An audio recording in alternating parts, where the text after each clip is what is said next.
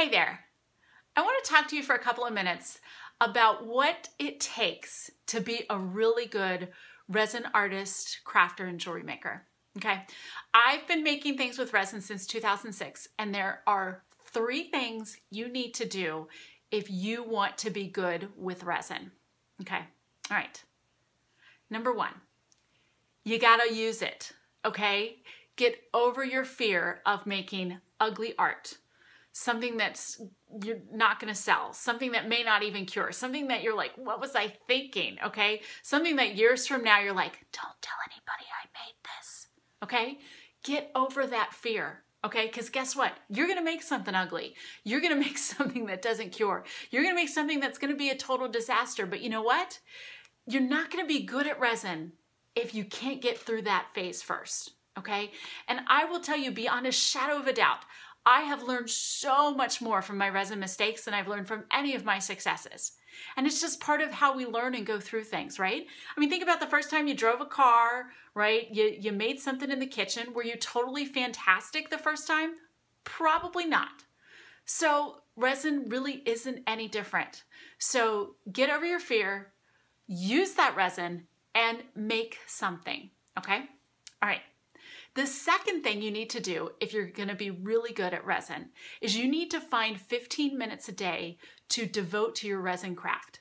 Now, I know what you're thinking. You're like, okay, 15 minutes, that's not even enough time to get the bottles out and start pouring. Okay, I'm not talking about that.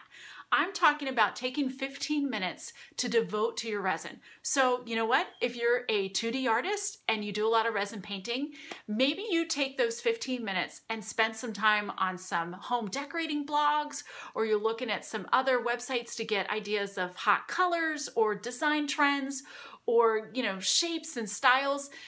Take 15 minutes and see if you can find something that inspires you for your next resin painting. Okay, if you've got 15 minutes, head on over to the Resin Obsession YouTube channel. It's the exception to the rule that we have any videos longer than 15 minutes, so you might even get a couple watched in that 15 minutes and get inspired for your next project, okay?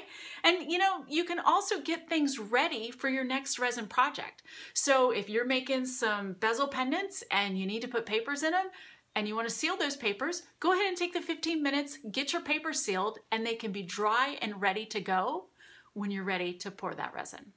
Okay, so the third thing I will tell you to do to be a really great resin artist is to find a way to make resin for you, okay? So find something that pleases you, whether it's your science analytical side or your whimsical side, or just something that makes you happy. Find a way to create resin projects just for you, okay? So you will be amazed what you can make when you don't have the stress of, oh my gosh, I'm making stuff for an art show this weekend. Oh my gosh, this is a commission. I have to make this perfect. Or, oh my gosh, I have a gallery exhibition coming up and I have 12 pieces to make by the weekend, okay? Take that stress out of the equation. When you can remove that stress from your head and just concentrate on art and something that maybe you're interested in making or something you want to learn more about, you will be amazed what you can make. Okay? All right. So let me know in the comments which one of these tips means the most to you, and I hope it inspires you to be a fantastic resin artist.